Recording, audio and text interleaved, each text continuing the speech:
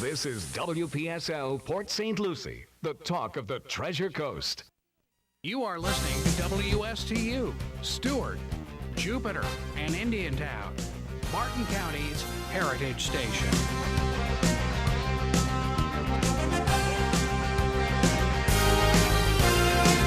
It's time now for Coach's Corner on your Tuesday evening. Place to be here at WPSL Digital 1590, the Quick Dot Coach's Corner.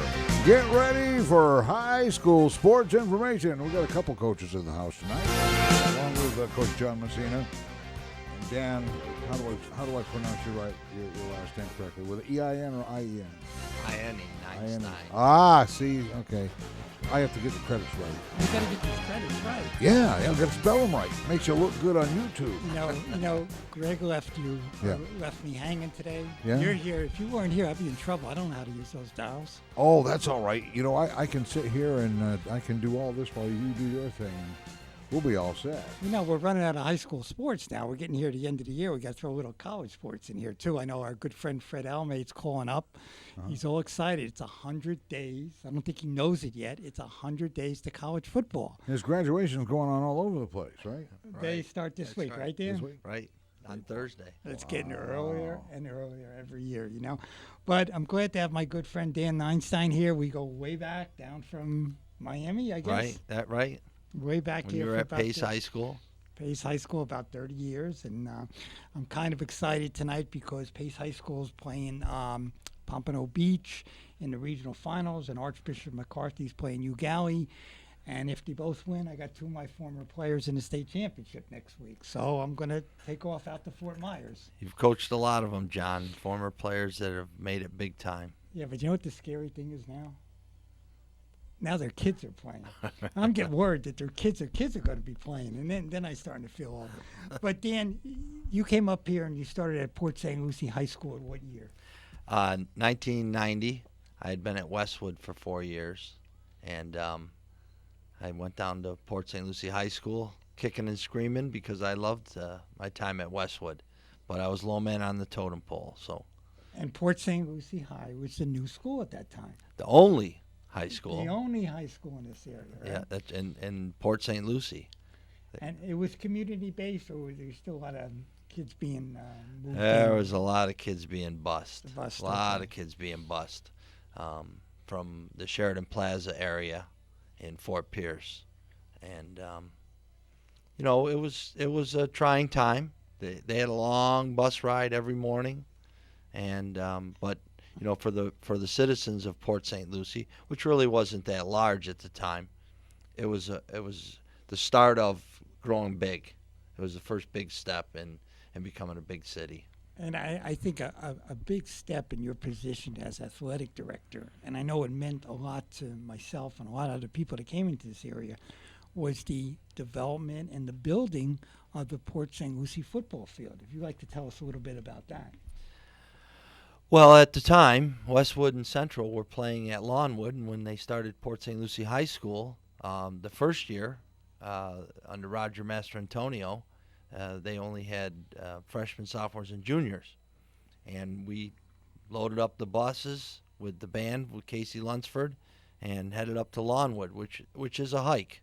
And then a group of guys, Randy Lockey and Doug Reeder, and, of course, Principal Charlie Kumo, said, let's build a on-campus facility. We have 82 acres. And so they started to design it, and Charlie started raising money. 52 people signed a letter of intent to say that if we didn't make the payment, then they would step up to the plate. And 6 years we borrowed the money for, and we paid it off in 4.5 years with golf tournaments and you name it. Now, the one thing about the 82 acres, it was over a what? Swamp. Okay, I wanted you to bring that up. and our famous superintendent, Mr. Gent, he had to swim across the lake that's out in front. And, yeah, was a gator there, and there still is a gator in there, and there's a lot of fish in there. So that was one of the bets he had with the basketball team when they played Central, because he had been the basketball coach at Central. So lots of funny traditions, but the stadium was built 3 practice fields in the back. Then they built the track, and we just kept growing. I know when I was there as the baseball coach and also the baseball field and the softball fields, it's a little tough when it rains there. A little tough when it rains, a little tough with the sun, but it's home field, and because you helped design it, we had to raise the fence in left field because during batting practice, a bunch of guys hit the ball into the swamp, and nobody really wanted to go in there because who really knew what was in there. And one thing about that left field fence, Tony Melizia, who's a head baseball coach at South Fork now, and he was a longtime baseball coach at Port St. Lucie after I left. He was my assistant coach. Tony had a carpentry class. So, we got a little bored one day, so we said, let's make a bunch of outfield signs. So we would change the distance on the big left field fence every year. One year it would be 308, 315 if we had a power hitting team. Then we brought it down to 275 to give some people confidence. I finally had one coach come up to me and says, boy, that changes every year. I says, no, it's been the same, right? It changed a couple times during the year. Forget about every year. Yeah. But no, that was funny. Yeah, that was always funny. We had a lot of good times. The time we built the dugouts, and we had the sunken dugout with the stairs. Right. And we made 2 mistakes, and I think both of them were mine. First time it rained, we're sitting in the dugout. This is great. All of a sudden, we start looking down. The water starts coming up on our feet. I just told him we forgot something, the drain. So we had to put a drain in. And then we got this ingenious idea. We had a press box behind home plate. So I'm saying to myself, okay, let's put a camera back there. And we ran wires, and we had a TV in the dugout. And I wasn't going to use it for the game, but I wanted to use it for batting practice. Kids go up, take some swings, come back, and, we'd run the VCR at that time and let you see what you're doing. Well, as soon as first umpire, it wasn't you, though. As soon as the first umpire saw this, you got to take that down, and we should have it in both dugouts, Right, and now it's standard operating procedure. Yes. Standard operating procedure, but you're always ahead of your time. Now, I got to ask you a baseball question, okay, because this bothers me. Okay, look at the baseball dugouts now. Major leagues, they got every bit of technology. How come they still have to use the payphone on the wall to call the bullpen? How come you don't use the cell phone? You're right. How come they don't use cell phone? Or walkie-talkies or something.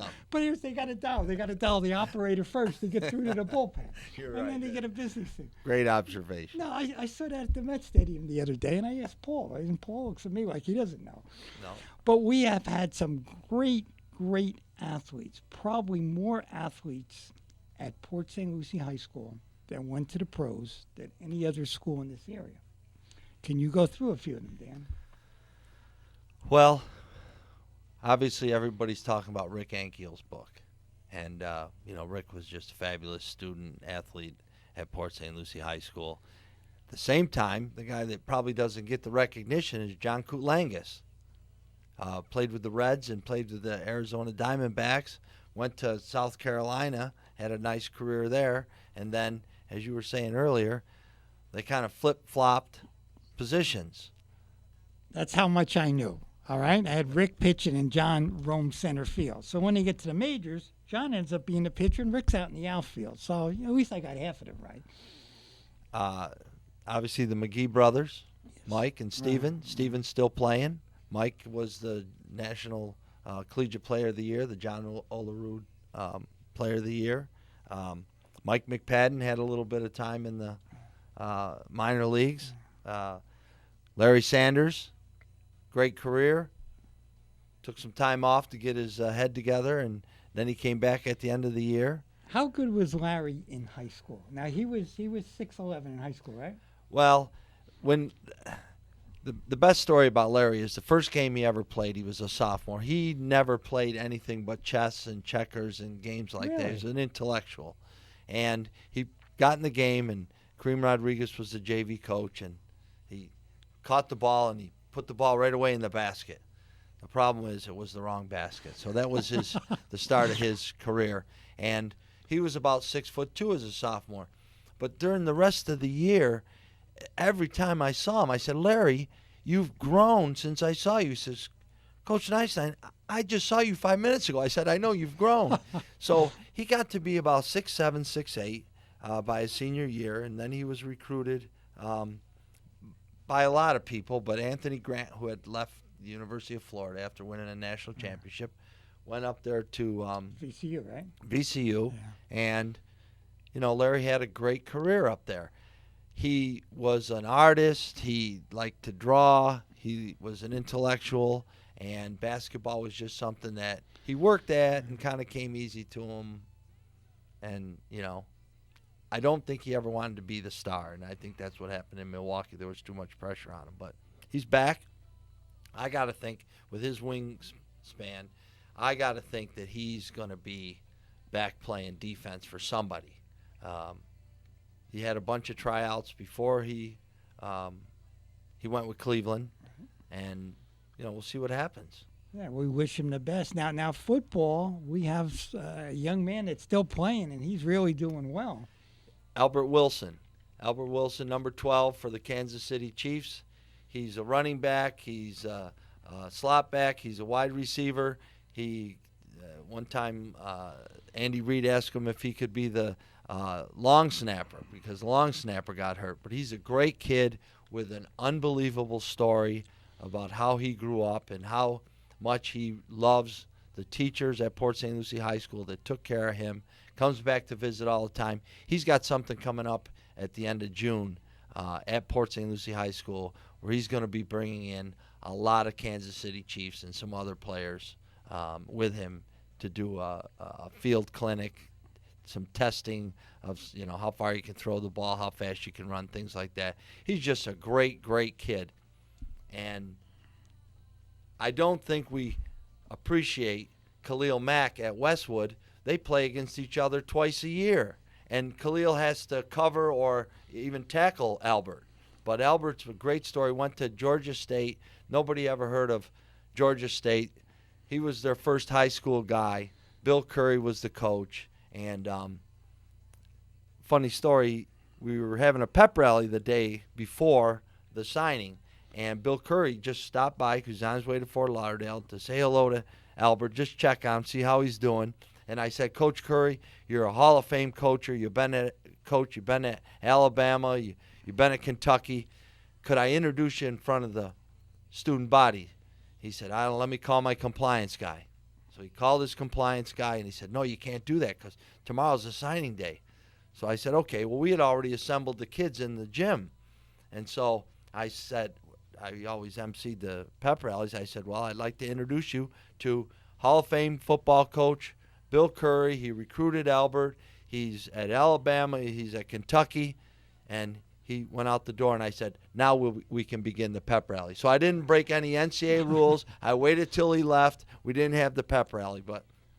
And then Albert was undrafted, signed right away as soon as the draft was over. And he is just doing a great job with the Kansas City Chiefs, and they got a heck of a football team each year.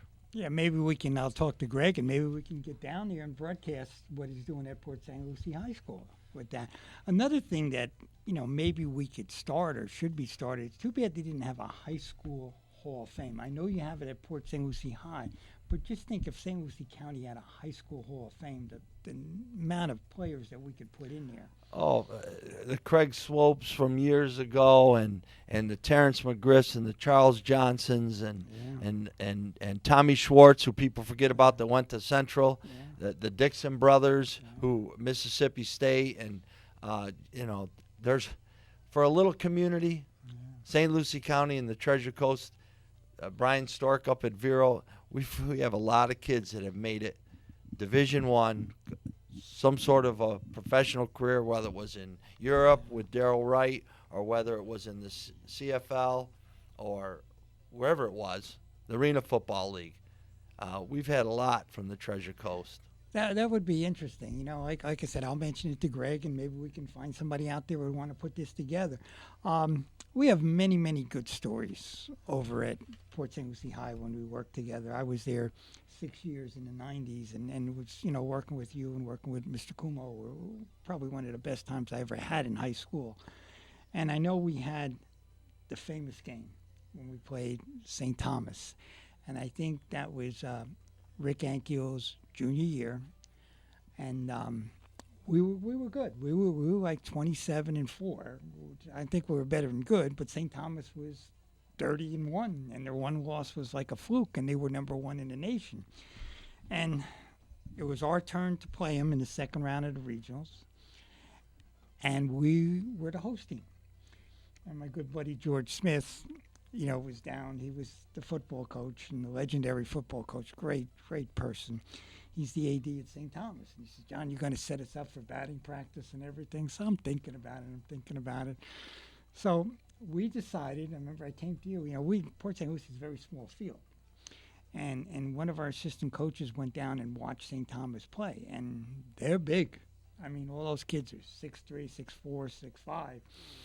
I said, boy, we're going to have a tough time. And like Rick had pitched the first game, so we were going with our number 2 was Brian Sullivan, who was an excellent pitcher. He wasn't Rick, but he was still an excellent pitcher.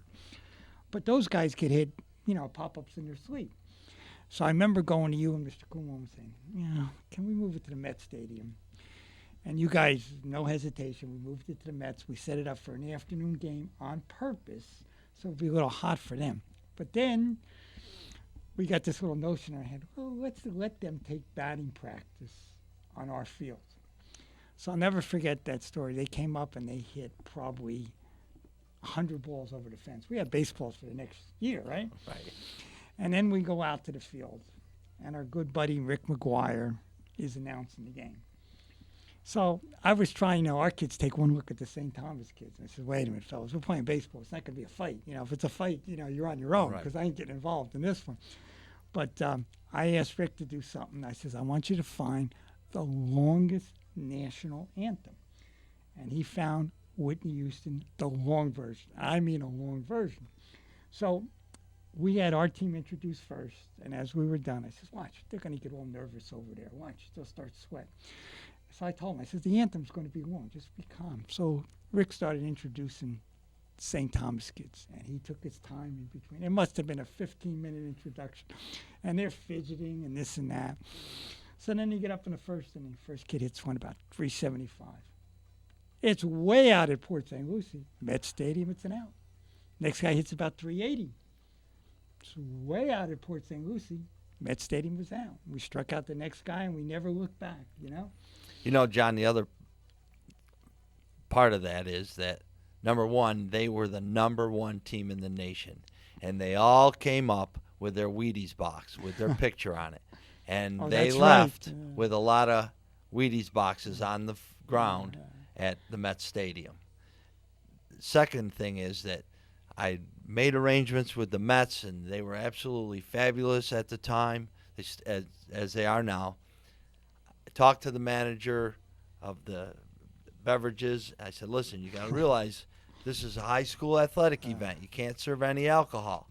Not a problem. Well, they didn't relay the message to the assistant manager, and the first 2 ladies that came in had beers in their hand. I aged 100 years. I said, ladies, let me buy those beers for you, because I'm going to go to FHSAA jail if they find out I had beer served at the game. So I dumped the beer out.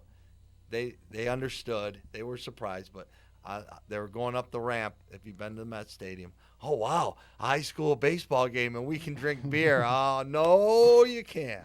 The other thing that amazed me, and I'd been umpiring for a long time, so I wasn't around that side of it, but John Messina, you had pitch by pitch what you were going to throw in the 4th inning, and I'm like, no way does this guy know what he's going to throw to this batter. There's no way. The fax machine was in my office, and the faxes were coming in, all your buddies helping you with the scouting reports, and it was, we're going to throw 2 curveballs to this guy. I'm like, no way.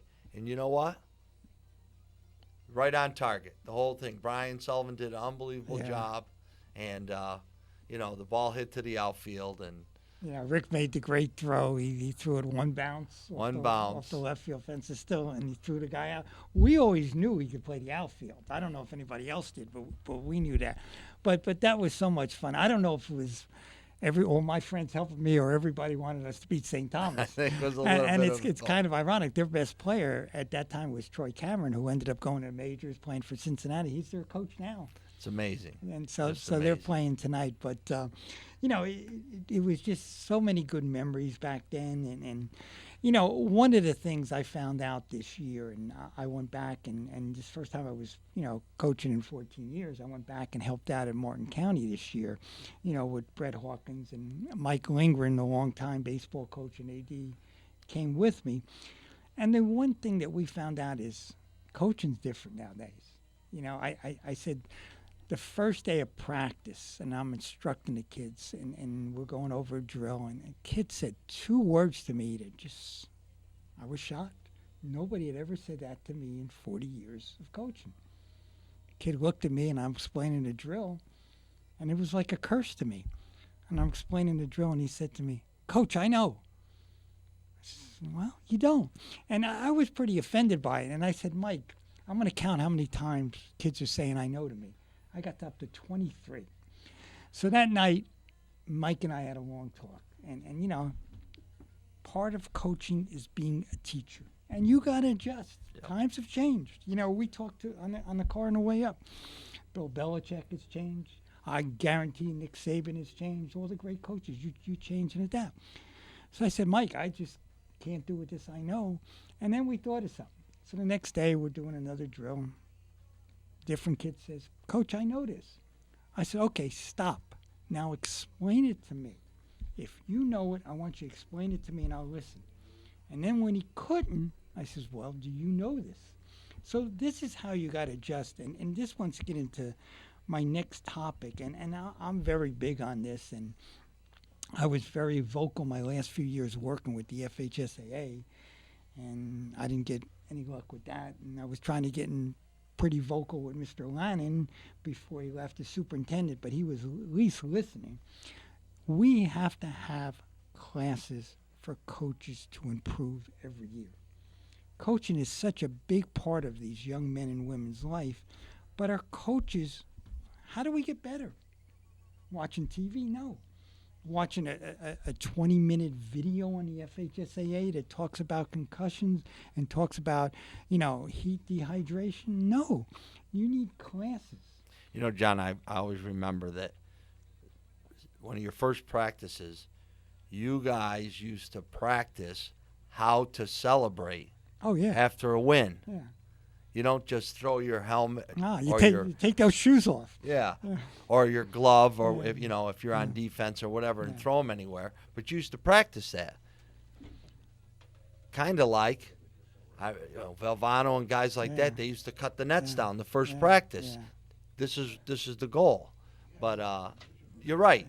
You and I grew up with coaches that were coaches. Yeah. They did drills and they worked on things, and some of the coaches now, it's all about the strategy. Well, how do you get to the strategy if you don't know how to field the ground ball? Okay. But don't you think that we should have classes, especially in this day and age where so many young men and women are being hurt on the playing field?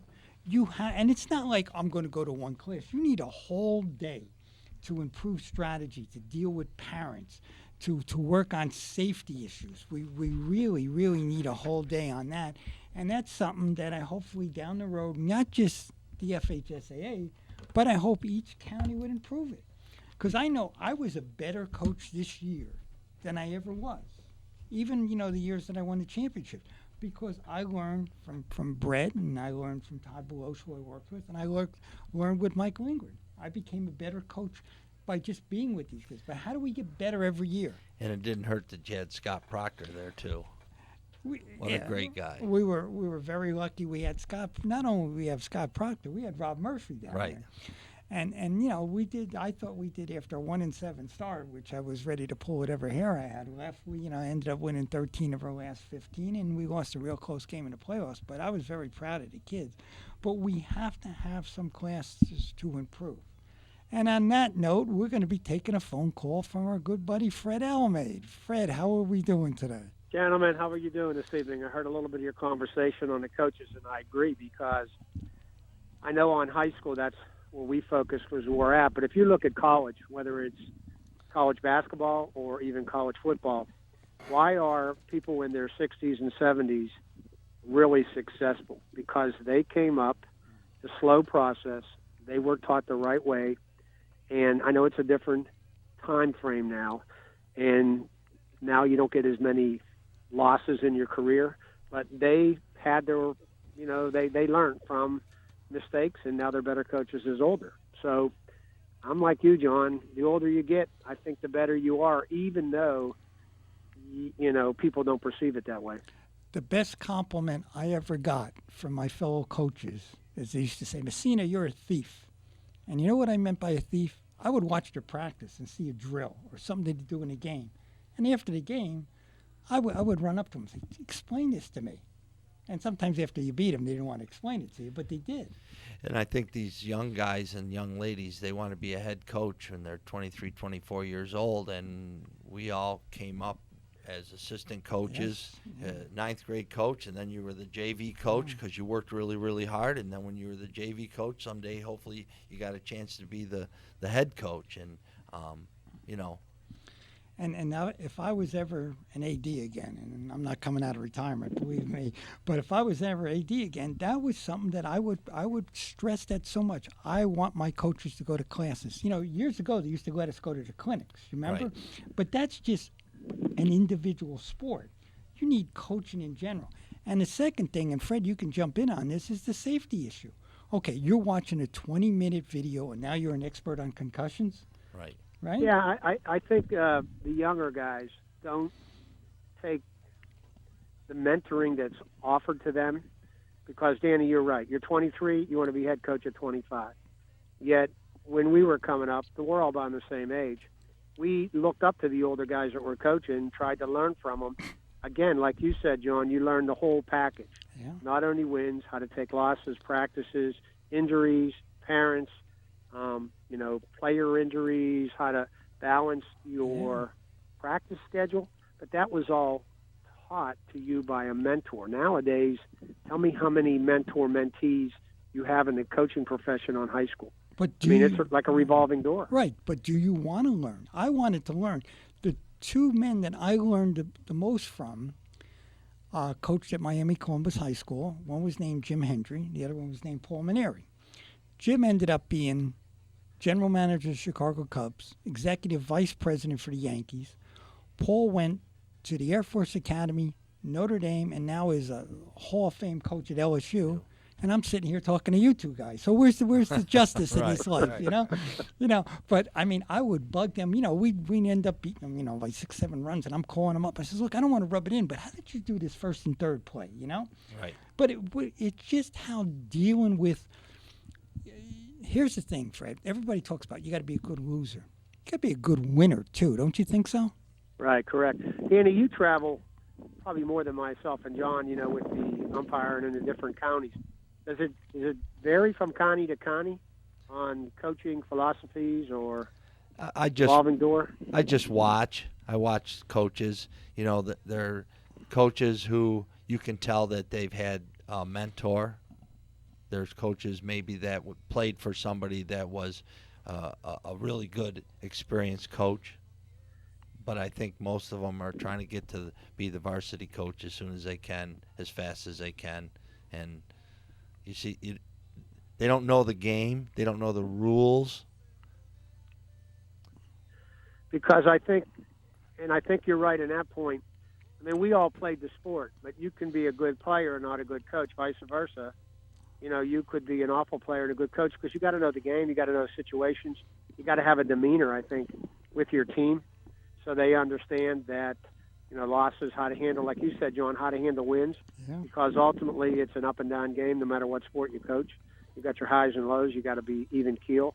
And it's how you convey that to your team, I think, helps your team in the long run. And you got to be a teacher. And I think, coaching is not like a dictatorship. If you probably ever, I would love, I think on my bucket list, and you guys will laugh, I would love to go to a practice for Gina Oriema at the University of Connecticut with the women's basketball. I'd love to sit there and watch that practice because he has those kids. He had a great line. You know how you say, well, we're going to practice it till we get it right. His line is, we're going to practice it till we can't get it wrong. And I think that's a great line, you know? You know, I changing to basketball a little bit. I look at the Olympic basketball team. Coach K got Jim Boeheim because Boeheim plays zone, and K doesn't. Right. He doesn't play. He's man-to-man in a press. So he got somebody that really knows the zone defense because that's what they're going to use when they get to the Olympics. And they melded together. And he's not certainly two of the most successful coaches in the history of the game, stealing ideas from each other, putting their heads together, learning from each other. I think my observation is some of these young coaches, inexperienced coaches, I don't always say young, but inexperienced coaches, they kind of know it all. Okay, I saw the Miami trick play. I've seen the hidden ball trick. I got it. I understand. And and you're not teaching put the glove on the ground, rear end up in the air. Right. Fundamentals is gone. Because fundamentals is not fun in practice. No. That's it. It's hard work. It's the basics. It's hard work. And a lot of the kids need to learn that. And we know that whatever sport you're coaching, they don't get that when they're younger. When you come to high school, again, sometimes inexperiences, we just want to win. We're not doing it the right way. Sometimes your talent's just better. Fred, you watch a lot of basketball, and I enjoy doing basketball, but, two-handed chest passes, a bounce pass, things like that are non-existent. I'll give you what's non-existent in high school basketball: an assist. Right, an assist, right, Fred? The black hole is whoever has the ball when they cross pass straight through half court. I mean, an assist. And they all want to shoot a three. Everybody's shooting a three, or you're going to do a dunk. There's no mid-range shots. Yeah. Nobody works the ball. Nobody teaches the proper way to play defense. That's why guys like me have to call a lot of hand checking and stuff because they never really learn to slide their feet and things like that. So, me and John talked about this during basketball season, Danny, that so many games this year were decided at the foul line because you're right. The referees, to keep control of the game, have to call fouls, hand checking and the jump shots. And, they miss, so you get rebounds, you got people jumping on one another. But that's a byproduct of quote-unquote lack of coaching. Okay, it causes the game to get out of hand. So let me ask you this question. I missed one free throw my high school career, and I'm really proud of that because I worked really hard at that. So Shaq and guys like that can't make a free throw for anything. The greatest free throw shooter in the history of the game shot underhanded, Rick Barry. Right. Now his son is doing that. I thought, why don't coaches spend more time shooting 300 free throws? Because that's where the game is won or lost. Every game I've ever done, it comes down to the end, and it's free throw shooting, and they miss the first of a 1-and-1, or they make the first one, miss the second. I don't understand. They're too busy worrying about how fancy they can dunk the ball or their three-point shots when really it comes down to free throws. And I'd like to see what the NCAA is going to do. Not to cut you off on John on that, but on Danny's point, they're thinking of going the last 2 or 3 minutes of the game instead of a 1-on-1. All shots are 2. So just picture that. Like you said, Danny, you're making 2 every time you get fouled. I mean, right there, the game can be decided. The game's going to be longer, too. Well, it's just the idea that they're figuring if you can make them, game's over. It's not the 1-on-1 miss, the Jimmy Valvano extend the game type thing. Well, and if you look at the other sports, look in baseball, nobody wants to bunt, right? You give the signal to bunt, they're going to say, hey, do it again. Right. Nobody wants to bunt. Right. In football, and Fred, you and I always talk about this when college football is, if I'm a college football head coach, I am getting a kicker right after I get the quarterback. How many games are lost on missed extra points last year, Fred? And not only that, we talked about your snapper, your punter, yes, and your holder. Now, these are usually guys that are on your walk-on or Scott team. Yeah. And how many games have been, like the Miami, Florida State, they miss it. They have I mean, it's heartbreaking when they miss it, and they think it's automatic. But why don't you recruit just for that? You recruit for every other position. Every other position. Well, Greg left us the high school football schedule, and he wanted us to go over it. So I'm glad I've got you on the phone, Fred. I know it's your anniversary today. You know that, right? Of what? 100 days to college football. Start. Oh, It's 100. Can you make it? I don't know. It was 108 last week. Well, it's 100 now. I'm just trying to put some joy into your life. Skip me into August when they start going to practice. And the first game of the year is what? It's Florida State and who is it? You got Alabama. Alabama. State, yeah. How you like that? All right, Fred. I'm going to go over. This is the schedule that Greg has for WPSL and WSTU. And hopefully some of the games, when Centennial's not home, you do them. And let's see what we got here. Opening week, which is August 25th. Sounds like it's getting earlier every year, doesn't it, Fred? Every year, yeah. In the middle of heat. The first two games that they're doing is Westwood against Centennial and South Fork against Jensen Beach. You have any comments on them? Well, Centennial got a new coach. Jamar Chaney's up there. They're running a new offense. Westwood was real impressive in the spring game. Yes. So it's just a matter of, and I know it's your first game and you got your summer practice, but, Centennial's all excited on the offense because that's always been their problem the last couple of years, not putting points on the board. So they're hoping to turn that around. Yet Westwood, I think, has more athletes than they had last year. Now, depth has always been their problem. So we'll see on that one, how that shakes out. Right. Again, offensively, Centennial got a score. Westwood's going to put points up, and it's just an attrition thing with them because they play a lot of guys two ways. Right, and then the second game that is going to be on WSTU is South Fork at Jensen Beach, and I know Jensen Beach has that all-world player coming back. They got beat pretty bad, though, even though he scored 3 touchdowns against Treasure Coast in the spring.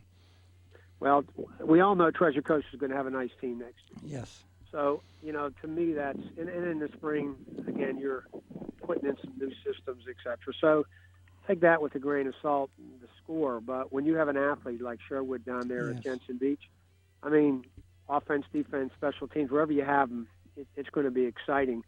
And, again, South Fork is a lot like Martin County. And I know Martin County didn't play spring game. They lost some key players. Yeah. So, and a lot of the key players, your seniors, they drive your team. So that'll be an interesting game to see how the inexperience of South Fork goes against however Jensen can get their offense going by marquee players. Now, Danny, Port St. Lucie has a second-year coach in Chris Dent, okay, and you had a good spring game. Is that Real correct? good spring game. Had a couple touchdowns called back against a very good charter school. It's Coral Springs Charter, right? Right. Okay. They have a very good athletic program.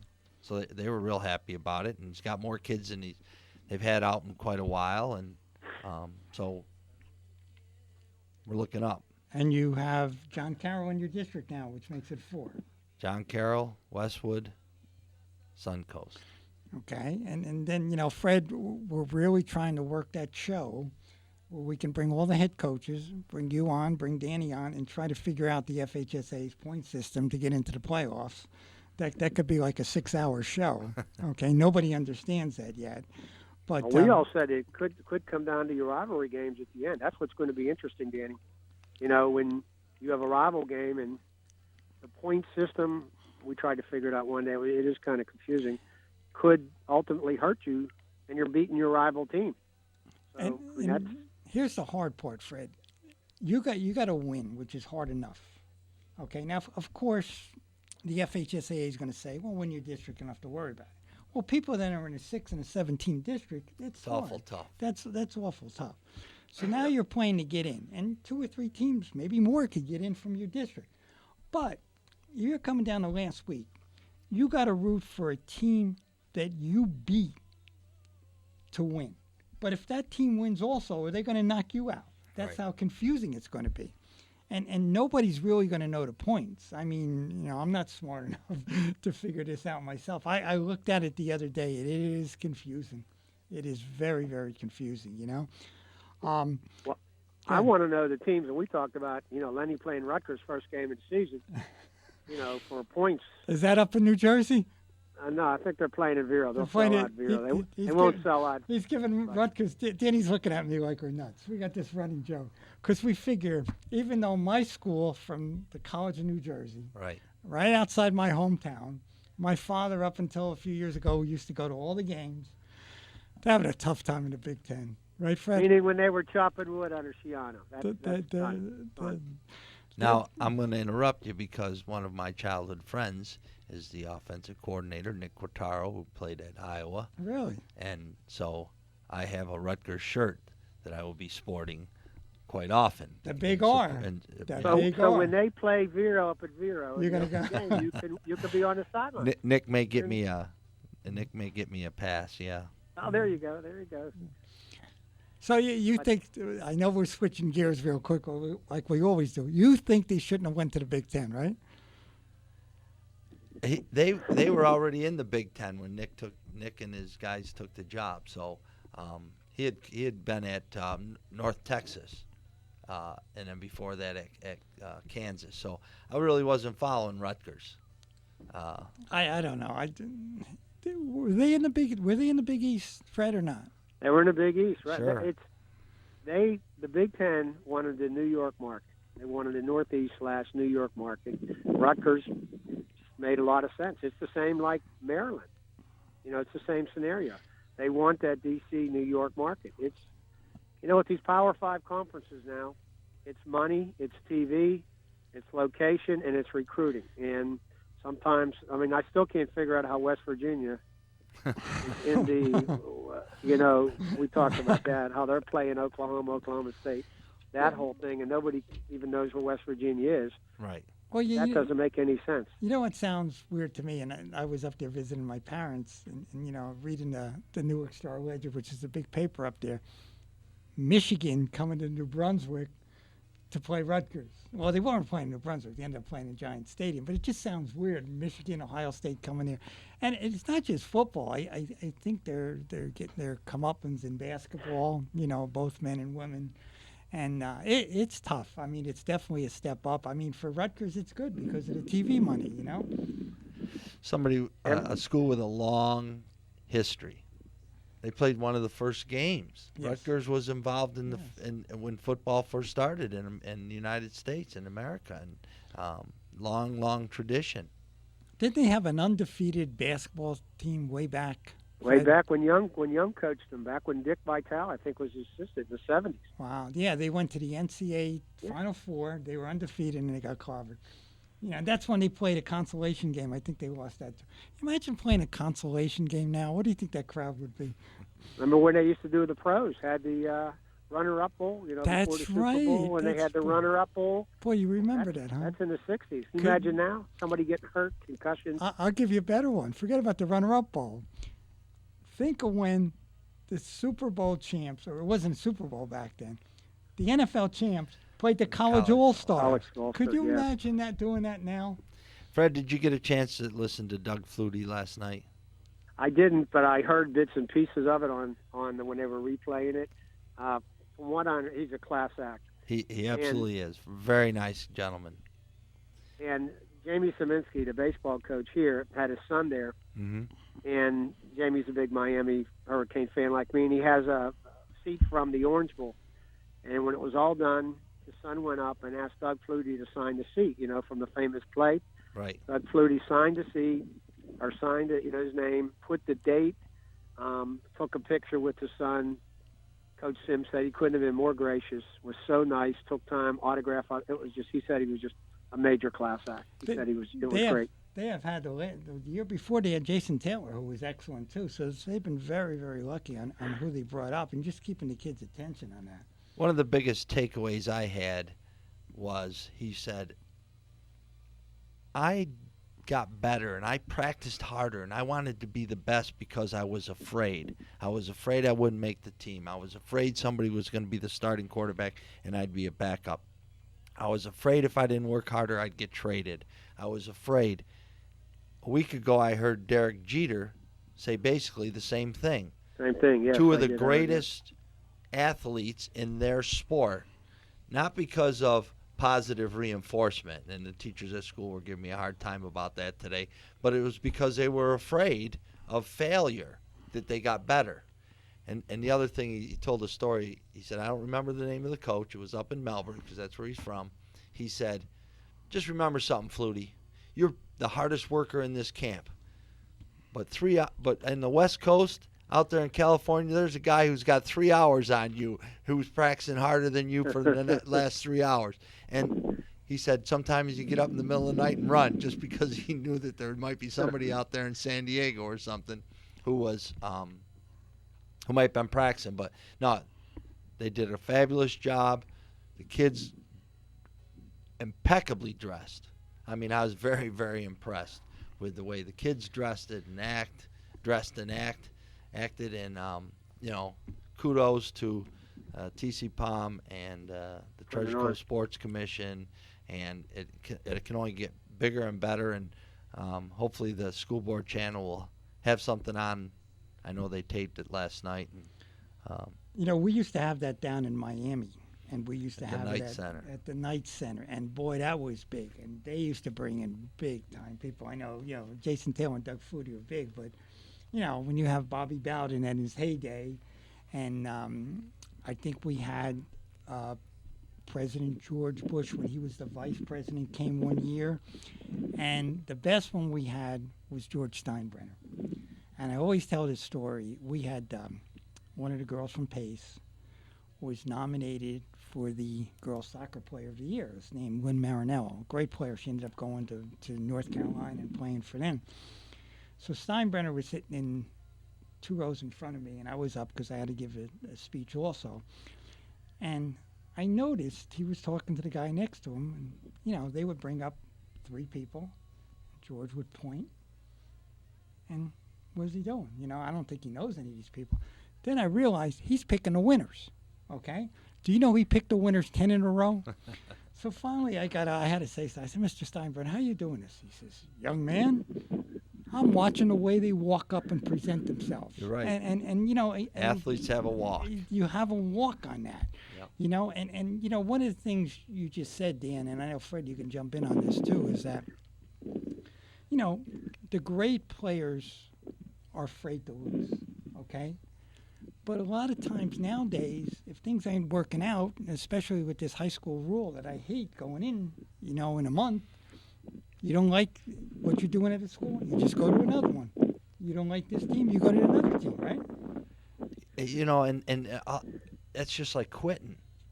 In my family growing up, we never quit. My brothers would get on, my cousins would get on our case. If we quit, that's the last thing we wanted to do was quit. It's the same way. Well, I don't like the way it's going. I'm going to do another school, another sport, just quit overall. But, the legislators are funny people, and they're dictated by money and how they came up with this. And their constituents, too. That's a lot of it, too. They get the pressure from the parents who want to create some kind of environment. We all know it's not the right environment, but we have to live with what they're saying. Well, a good thing, head of guidance at Centennial, is Port St. Lucie High School is not full. So we're going to take kids all summer long. So is Westwood. Did you hear that, Fred? All summer long we're going to take kids. And therefore, conversely, nobody should be going into Centennial. Nobody should be going into Centennial, Treasure Coast, or Central from Westwood or Port St. Lucie. Unless they move into the zone.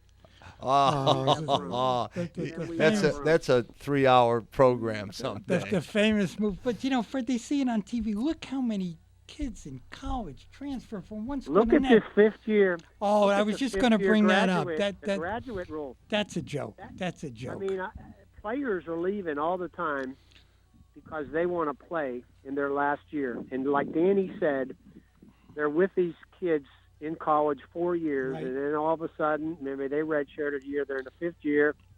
They don't want to be a part of the brotherhood. They want to. It's a self-serving thing. But they leave. They're going to another school because they didn't get drafted. If Right. they got drafted, they'd be out of there so quick. And I know we don't have a lot of time left, but another whole show is going to be watch what happens next year with the bowl games. Watch how many big-time Yeah. stars are not going to play. All right, so we're on our way out, running down the store. I'd like to thank Danny for coming in. Fred, when you call in next week, 93 days to go to college football. I can't wait. Okay. We'll count in minutes. We got to get minutes. We're going to get the Johnny. minutes in a 8 second o'clock for you. kickoff. All right. 8 o'clock. Thanks, everybody, and we'll see you. Hi, gentlemen. Have a nice week. You too. See everybody on the Coach's Corner. You've been listening to the Quit Doc, Coach's Corner, on WPSL, Port St. Lucie, and WSTU Stewart. The talk of the Treasure Coast and Martin County's Heritage Station. Tune in for Coach's Corner every Tuesday night at 6 o'clock hour right here on Digital 1590 and Digital 1450.